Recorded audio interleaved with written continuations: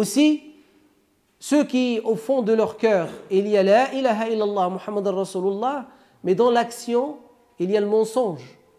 C'est quoi ce mensonge? C'est ce faux témoignage qui est shahada. Vous imaginez, dans le cœur, la personne elle croit en Allah et en le prophète sallallahu alayhi wa sallam, et elle fait shahada. Parce que shahada, c'est le témoignage, oui ou non? Et shahada, ou bien c'est une vraie shahada, un vrai témoignage, ou bien c'est un faux témoignage.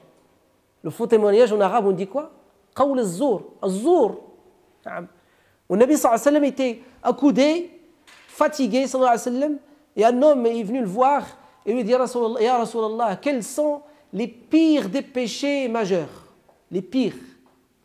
Le prophète sallallahu alayhi wa sallam va citer 7. Parmi ces 7, le dernier c'est quoi? Shahadat az-zur. Il dit, il était accoudé, sallallahu alayhi wa sallam. Il a cité les 6, et quand il a voulu parler de Shahadat az-zur, il s'est mis assis. Il dit Ala wa Shahadat az-zur, Ala wa Shahadat az-zur, Ala wa Shahadat az-zur. Il l'a répété, Et celui qui nous rapporte le hadith, il a dit, on a eu pitié de lui, on a dit, il va s'arrêter de le dire. Tellement, c'est très grave, parce que ça touche quoi? Ça touche le témoignage de la foi. Yani je témoigne, je dis ashhadu an la ilaha illallah wa ashhadu anna Muhammadan Rasulullah, mais mes actions, ils sont contraires à ma shahada. وهذا قول النبي صلى الله عليه وسلم في الحديث qui concerne Ramadan. Celui ou celle qui ne s'éloigne pas, qui ne se préserve pas, qui ne se protège pas, de quoi? قول الزور, le mensonge, يعني le faux témoignage. قال والعمل به, العمل بالزور, يعني que mon action soit contraire à quoi? À mon cœur. Dans mon cœur, il y a quoi? Il y a la foi, et dans mon action, il y a le contraire. Il n'y a pas pire que cette personne. Pourquoi je vous cite ce hadith? Parce qu'il est dans vraiment le pilier principal de notre titre. Notre titre, c'est quoi? C'est l'harmonie, oui ou non? On est en train de... Vous êtes avec moi, non? On a dit, il y a 3 axes. Le premier par lequel on parle, c'est l'harmonie. Il faut qu'on comprenne ce que c'est avant de savoir comment la garder. Ça va, je vous remets encore sur les rails du train. Hein? Hein? Et donc, le hadith, il est vraiment un pilier principal dans quoi? Dans le sujet. Quelqu'un qui, au fond de lui, est différent de ce qu'il est dans son action. Yani sa conviction est différente de son action. Et il serait en harmonie dans sa vie, cette personne. Mais comme l'Astoul, j'ai pas vu les essuie-glaces. Ah, il faut essuyer vos glaces. Yani il serait en harmonie, il serait équilibré dans sa vie, cette personne. Impossible. Elle ne serait pas équilibrée. Impossible. Et donc, le prophète sallallahu alayhi wa sallam dit, une personne pendant le mois de Ramadan, elle est dans le déséquilibre total. Qu'est-ce qu'il dit sallallahu alayhi wa sallam par la suite dans le hadith en arabe, que beaucoup ne comprennent pas bien et le traduisent mal? Il dit sallallahu alayhi wa sallam, فَلَا حَاجَةَ لِلَّهِ فِي أَنْ يَتْرُكَ طَعَامَهُ وَشَرَابَهُ. Si vous traduisez littéralement, je suis allé le flux.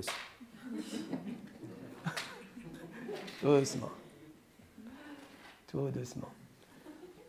Ouais, parce que on enregistre, ils vont croire que vous êtes en train de ramasser un don pour l'imam.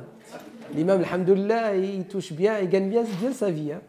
Le centre islamique de Vinavdas, qu'il me donne un très bon salaire, un salaire de cadre. Alhamdoulilah. Et donc, regardez bien.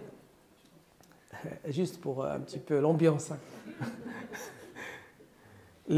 Nos maîtres, quand ils nous ont appris à prêcher et tout ça, à faire des discours et des cours, ils nous ont dit, il ne faut pas rester sérieux jusqu'à la fin. Les gens de Saken, il faut être comme le prophète sallallahu alayhi wa sallam. Sa'atun wa sa'a.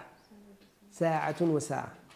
Et donc on a dit, le hadith dans la langue arabe, yani dans son origine, comme le dit le prophète sallallahu alayhi wa sallam, le prophète savait ce qu'il disait, les sahaba qui l'ont reçu, ils ont bien compris ce qu'il disait. Rien que regarder, shahadat az-zur wal amal bihi, beaucoup le traduisent mal.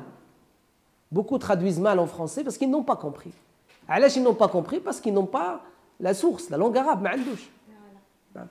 C'est comme excusez-moi excusez-moi le terme, de l'insensé qui a traduit le Coran sans citer son nom parce que son nom souillerait vos oreilles, qui a traduit le Coran, vous imaginez?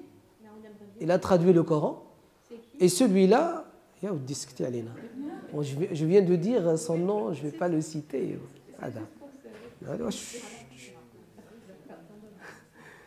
Et donc, il a traduit le Coran. Je ne sais pas comment il a eu le temps de le faire, déjà. Et il n'est pas habilité à le faire parce que c'est un avocat à Sarcelles. C'est un avocat à Sarcelles. Et en traduisant le Coran, il arrive au passage, le verset 34 de la sourate 4, qu'une fois j'avais cité ici, chez vous, ici, et que même les femmes étaient étonnées. Même, il y avait une femme, elle n'avait pas accepté ce que j'ai dit. J'ai dit, ton mari n'a pas le droit de te frapper. Elle a dit, ben non, il a le droit. Je ne sais pas comment ils les appellent parmi les malades sexuels qui aiment bien être frappés pendant leur sexualité. Je ne sais pas, ce n'est pas la peine de citer leur nom. Et donc, ce verset 34, qu'est-ce qu'il dit l'incrédule, le malade mental? Il le traduit comme ça. Si elles vous désobéissent, attachez-les aux couches. Vous imaginez ça? Si elles vous désobéissent, إلى مراتك للراجل ديالها إلى مراتك زوجتك أعصاتك ربطها في الفراش. عجيب. Attachez-les aux couches. Il prend, même le lecteur, celui qui lit normalement, il dit, il me prend pour un imbécile. C'est quoi cette histoire? Attachez-les aux couches. Et ne vous étonnez pas s'il y a des non-musulmans qui ont peur de l'islam. Ils ont raison, hein? Ils ont peur de cet islam mal traduit. Et des fois, même souvent, volontairement mal traduit. Des traductions vraiment idéologiquement poussées, volontairement, pour faire peur de l'islam. Et là, nous avons le hadith du prophète sallam qui dit فَلَا حَاجَةَ لِلَّهِ فِي أَنْ يَدَعَ طَعَامَهُ وَشَرَابَهُ. Si vous le traduisez littéralement, vous allez tomber, si vous prenez par exemple le dictionnaire de Abd al-Nour, qui est le meilleur dictionnaire arabe-français, d'accord? Vous prenez le mot, et en français le même mot, mais Abd al-Nour au moins il donne plusieurs, d'accord, possibilités selon les phrases. C'est pour ça qu'elle est meilleure. Et donc si vous traduisez littéralement, ça serait comme ça. Allah n'a pas besoin que cette personne s'abstienne de manger et boire. Et donc cette traduction, elle est déjà mauvaise. Pourquoi? Parce qu'elle est contre notre foi en Allah. Car Allah subhanahu wa ta'ala, huwa al-Qayyum. Al-Qayyum c'est qui? C'est celui qui n'a nullement aucun besoin et qui subvient à tous les besoins. Si toi tu dis Allah n'a pas besoin que tu laisses ta nourriture et ta boisson, c'est que Allah a besoin de toi. Et ça, c'est une mauvaise traduction. Comme un prêcheur du vendredi qui cite le hadith du prophète sallallahu alayhi wa sallam et qui dit, par exemple, le prophète sallallahu alayhi wa sallam a dit, tout être humain, lorsqu'il meurt, son action s'arrête, excepté pour 3 choses. Sadaqatun jariyah, zidou, amalun, ou ilmun yuntafa'u bihi, ou waladun salihun yad'u lahu. Lui, il l'a traduit comme ça, comme vous, peut-être, vous avez déjà entendu la traduction. Sadaqatun jariyah, c'est une œuvre charitable qui ne s'arrête pas. Deuxième chose, une science bénéfique. Tout ça, c'est bon. Troisième chose, il dit, il y a un fils bien éduqué qui fait des invocations en sa faveur après sa mort. Vous l'avez déjà entendu parler comme ça, oui? Voilà, ça c'est faux. Car en arabe, waladun ne signifie pas fils. Waladun, ça vient de l'wilada. Walada yalidu, yuladu lahu. يعني كيتولدوا لنا غير الأولاد غير الذكور. يعني on met au monde que des garçons. يعني ولد يلد يولد له يلد ما كايناش يعني تلد المرأة هي التي تلد يولد له يعني الرجل يعني c'est mettre au monde. Est-ce qu'on met au monde que des garçons? Traduire que c'est son fils, c'est trahir le texte du prophète sallallahu alayhi wa sallam, c'est faire de l'islam une religion machiste qui préfère les garçons aux filles, alors que le message même de Mohammed sallallahu alayhi wa sallam, c'est l'équité et l'égalité entre garçons et filles, entre hommes et femmes. C'est le contraire du message par lequel est venu Mohammed sallallahu alayhi wa sallam. يعني نقرأ نحن في القرآن وإذا الموءودة سئلت بأي ذنب قتلت. Et la fille enterrée vivante, lorsqu'elle sera questionnée le jour du jugement, pour quelle raison vous m'avez fait cela? Beaucoup d'entre nous se basent pour comprendre ce verset un fait social qu'ont subi une partie des Arabes à l'époque. Ce n'est pas tous les Arabes le faisaient, quelques-uns. Et malgré eux, ils le faisaient parce que c'est un fait social. C'est la société qui a un impact sur les individus. Hein? Et là, vous avez, c'est comme nous aujourd'hui, la viande halal. La viande halal, Allahu a'lam. Vous allez dire, ah oui, c'est parce qu'en Belgique, il y a la nouvelle loi. Non, non, non, non, non, ça n'a rien à voir avec égorger. Tu peux l'égorger comme le faisait le meilleur des compagnons. Quelle est la traçabilité de la bête? Comment elle est née? Comment elle a été nourrie? Qu'est-ce qu'elle a subi? Avant que toi, tu te permets de faire la sunna, comme on dit. Oui, on ferme la parenthèse. Et donc, il y avait un fait. On a un fait social, nous, sur le halal. Halal, boucherie halal, charcuterie halal. Je connais halal. Déjà, la charcuterie, vous savez comment elle se fabrique? Vous serez dégoûté. Vous savez de quoi on fabrique la charcuterie, déjà? Quels sont les produits qu'on rajoute et tout ça? Les cuves dans lesquelles on met la charcuterie? Est-ce que vous avez déjà vu une société de charcuterie qui fabrique la charcuterie? Elle fait que pour les musulmans. Vous l'avez déjà vu ça? Vous avez le rabbin, parce que les juifs orthodoxes et qui pratiquent leur religion sont plus catégoriques là-dessus. Hein. Le rabbin, il va vérifier la cuve. Si elle a été mise à propre et qu'il n'y a plus rien dans la cuve. Nous, c'est qui vérifie? Allah yastar. Il y a une grande mosquée en France qui a reconnu qu'elle ne vérifiait pas. D'après les gens, ils ont dit, ah oui, Ahmed, il avait raison. Nous, ça fait plus d'une vingtaine d'années, on leur dit, faites attention, faites attention, faites attention. Parce qu'on a vu les choses réellement, on les a vues de nos propres yeux. وقال لك المغاربة خذ بالشهادة ديال المجرب على الشهادة ديال الطبيب. Prends de l'expérience de celui qui a l'expérience de celui qui a subi et vécu que de l'ordonnance d'un médecin. Et donc ici, le fait social qui opprimait les filles à l'époque, il y avait beaucoup d'hommes qui ne le voulaient pas. Ils ne le voulaient pas. Enterrer leur fille vivante. Bébé, elle vient de naître. Pourquoi? Parce que il y a tout un fait. Il y a des guerres entre les Arabes avant l'arrivée de Mohammed sallallahu alayhi wa sallam. Et vous savez que la guerre, elle est affreuse jusqu'à aujourd'hui. Ce que subissent les Yéménites, par exemple, c'est incroyable qu'on puisse rester bouche bée et se taire. C'est incroyable. Ce que subissent les Rohingyas, ce que subissent les Palestiniens, ce que subissent les Syriens depuis plusieurs années, ce que subissent des gens en Afrique du Sud, en Afrique du Centre, au Centrafrique, en Guinée, dans d'autres pays africains, en Chine, et ainsi de suite. Musulmans et non musulmans. Mais c'est incroyable. C'est pareil à l'époque, avant de l'arrivée de l'islam. Les Arabes, c'était des tribus,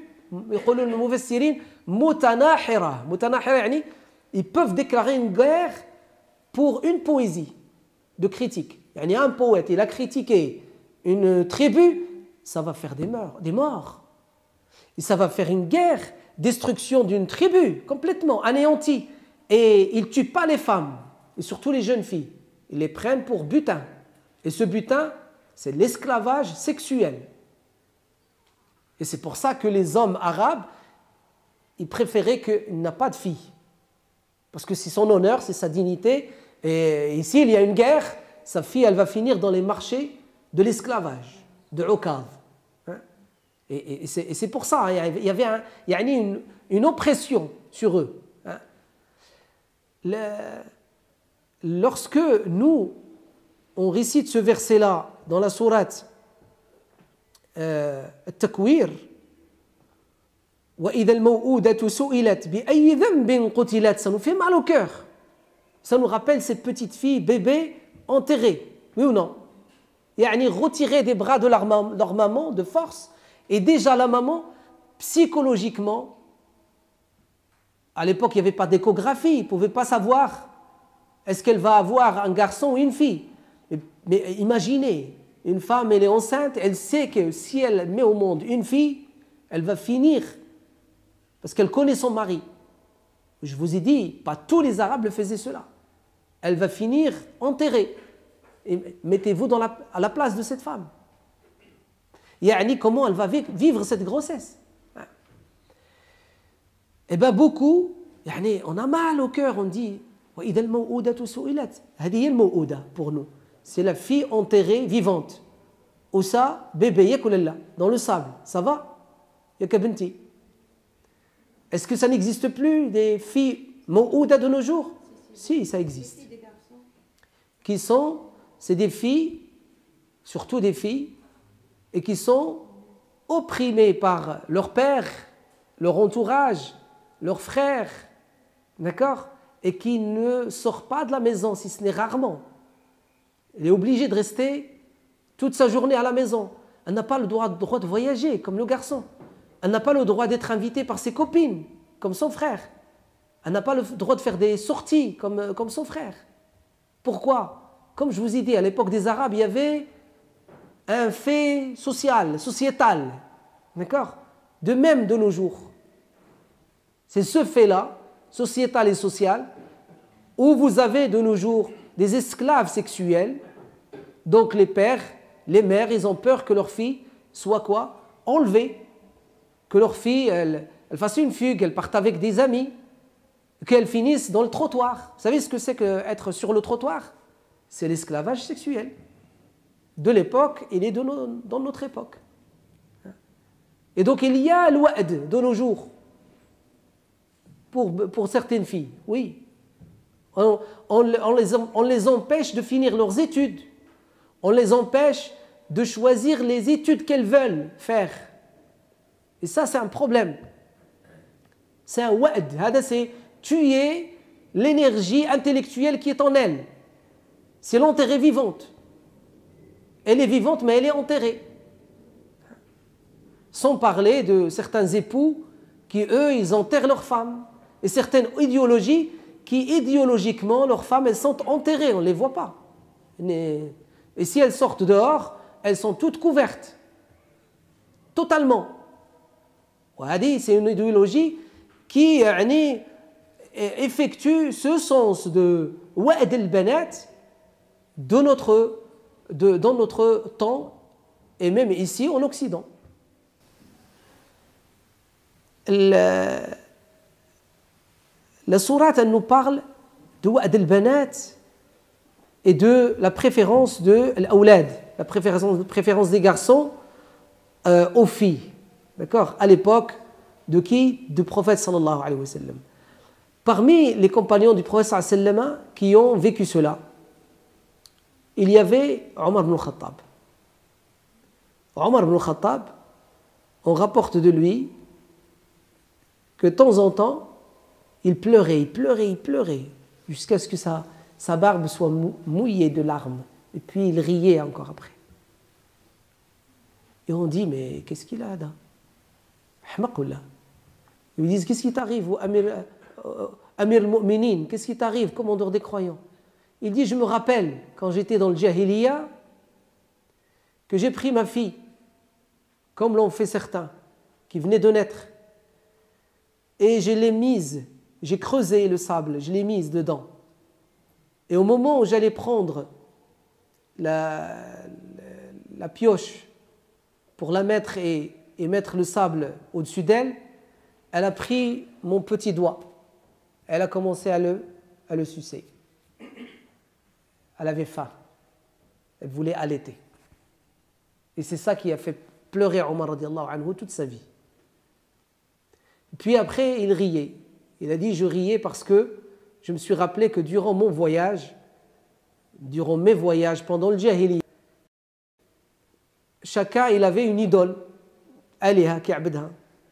Et moi, mon idole, je prenais la pâte de gâteau, d'une brioche, la pâte, et je sculptais mon idole avec la pâte et je le faisais cuire. Et pendant mon voyage, je mange un petit peu. Je l'adore et je mange des morceaux de lui jusqu'à ce que je le finisse. Et ça vous a fait rire et ça le faisait rire lui aussi. Radiallahu anhu, quand il a compris qu'il mangeait en fait son idole. Son idole, et il n'avait pas de défense. Hein. Comment pourrait-elle le défendre lui? Et il se nourrissait d'elle, comment pourrait-elle, elle, lui apporter la subsistance? Hein. Et donc l'islam qu'a rapporté Muhammad sallallahu alayhi wa sallam, c'est cet islam qui nous a franchis de l'enfer. Et lui-même, sallallahu alayhi wa sallam, concernant le jeûne du mois de Ramadan, il nous a dit, dans le hadith auquel on s'est arrêté, من لم يدع قول الزور والعمل به فليس لله حاجة في أن يدع طعامه وشرابه. Vous avez vu la mauvaise traduction que je vous ai donnée? Ça, c'est une mauvaise traduction. Un autre prêcheur, il traduit un verset du Coran. Le verset dans la sourate l'Exode, Al-Hashr, Allah Azza wa Jal dit, subhanahu wa ta'ala, وَلَا تَكُونُوا كَالَّذِينَ نَسُوا اللَّهَ فَأَنْسَاهُمُ أَنفُسَهُمْ أُولَٰئِكَ هُمُ الْفَاسِقُونَ. Et ne soyez pas, si vous le traduisez littéralement, et ne soyez pas comme ceux qui ont oublié Allah et Allah les a oubliés. Allah oublie? Subhanallah, la ta'khudhuhu sinatun wa la nawm. Allah subhanahu wa ta'ala n'oublie pas. Si on dit que Allah oublie, on contredit notre foi. Alors que le Coran, le Coran traduit le Coran. Le Coran fait l'exégèse du Coran. Vous avez un autre verset dans lequel Allah Azza wa Jal dit Nasullaha fanasiyahum.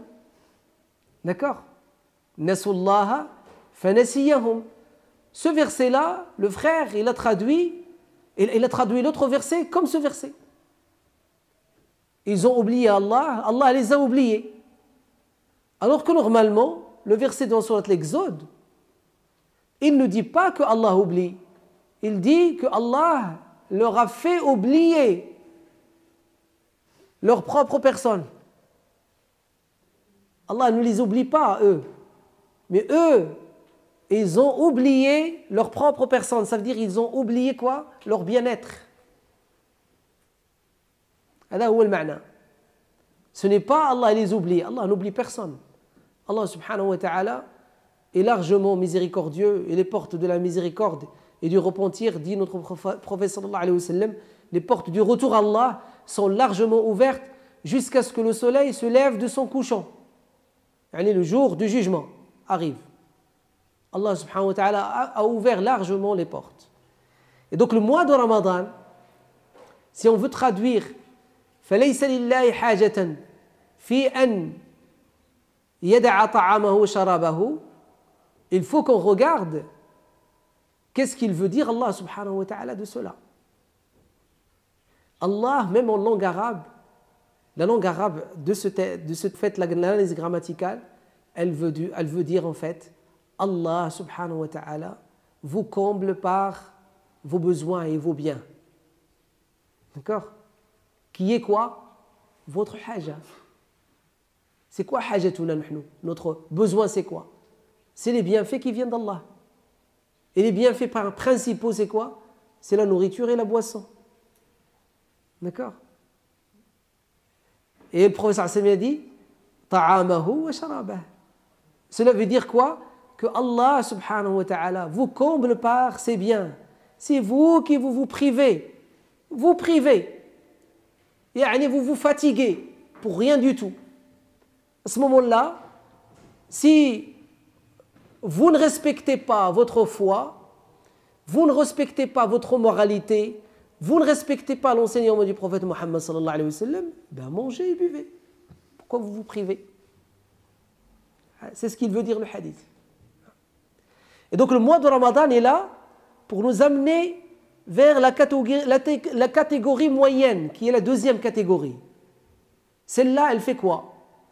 Elle partage le fait de s'abstenir de manger et de boire ce qui est halal, d'avoir des rapports sexuels halal. Ça, elle le partage. Mais elle rajoute plus que cela. Qu'est-ce qu'elle rajoute?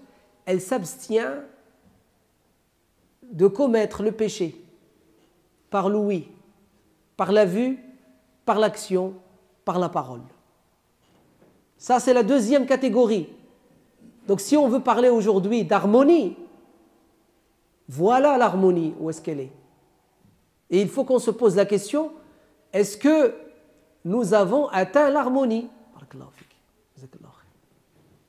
Est-ce que nous avons atteint l'harmonie ou pas? Jusqu'à, on est arrivé où?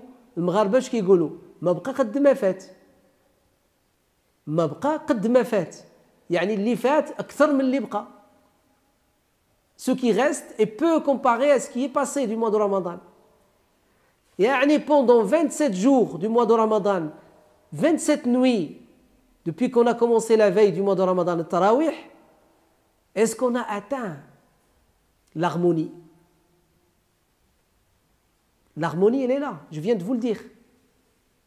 Non seulement s'abstenir de manger et de boire, d'avoir des rapports sexuels halal et nourriture halal, يعني عندك la nourriture halal, عندك la boisson halal à la maison, tu ne touches pas. Et tu le fais pour Allah.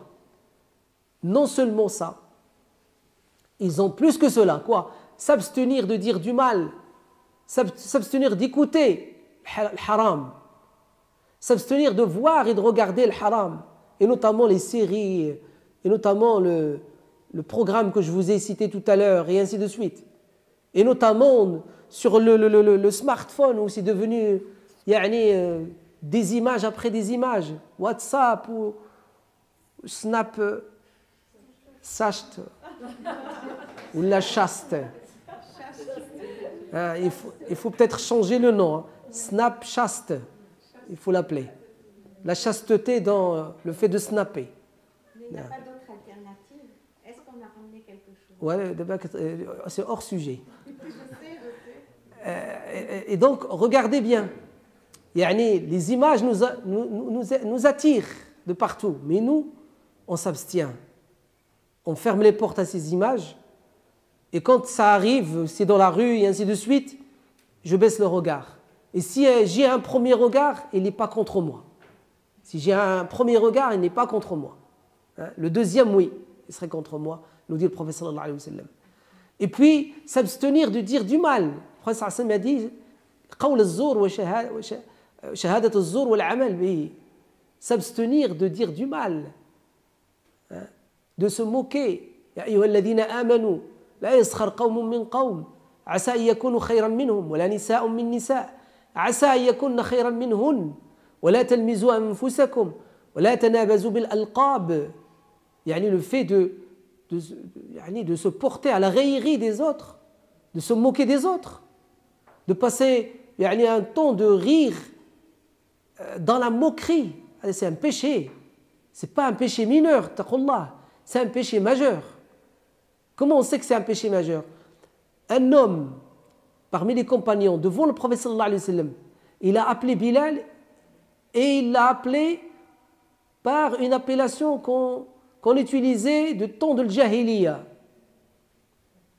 pour se moquer de Bilal parce qu'il était de teint, de couleur, une personne de couleur. Parce que les blancs, Kegoulou, ils ne sont pas de couleur. Allahu alam. Parce qu'ils disent, les autres, ils sont des gens de couleur. Donc ceux qui sont blancs, je ne sais pas s'il y a des blancs. Parce que le blanc, c'est pas une question. Parce que beaucoup croient que la couleur blanche, blanc c'est neutre. C'est une couleur neutre. Il n'y a pas de couleur. C'est pas vrai. Hein. Le blanc est composé de toutes les couleurs. Vous le savez ça? C'est un artiste qui vous parle. Hein. J'ai fait les beaux-arts. Ce fut un temps. Toujours, je peins toujours chez moi avec mes enfants. Tout va bien. Alhamdoulilah, c'est une thérapie. Et donc, regardez bien. Il a traité Bilal comme ça. Le prophète Hassan était là. Le prophète s'est mis en colère. Il lui a dit « Innaka rajulun, fi riwaya, innaka mru'un, fika jahiliya » Yani, tu es un individu de l'époque de l'Jahiliya, yani avant l'islam, fik. Elle a péché, ça prouve que c'est un péché majeur. Et l'homme, il a regretté, il a été voir le professeur, il a été voir Bilal, il s'est mis à terre, il a mis sa joue à terre, comme ça, il a dit « Oh Bilal, pose ton pied sur ma joue pour me faire pardonner. » Radiyallahu anhu sahabati ajma'in. Et donc c'est une erreur par laquelle on a pris le sang. لا يسخر قوم من قوم عسى أن يكونوا خيرا منهم ولا نساء من نساء عسى أن يكن خيرا منهن. Et là, bien sûr, si vous voyez dans le texte arabe, il dit les hommes et il dit les femmes. لا يسخر قوم من قوم يعني des hommes ولا نساء من نساء يعني des femmes. C'est ce que vous voyez dans la traduction. Vous regardez la plupart des traductions, surtout la traduction mauvaise qui vient d'un pays politiquement mauvais depuis longtemps, et sa politique, elle est dans son idéologie, et idéologie dans sa politique.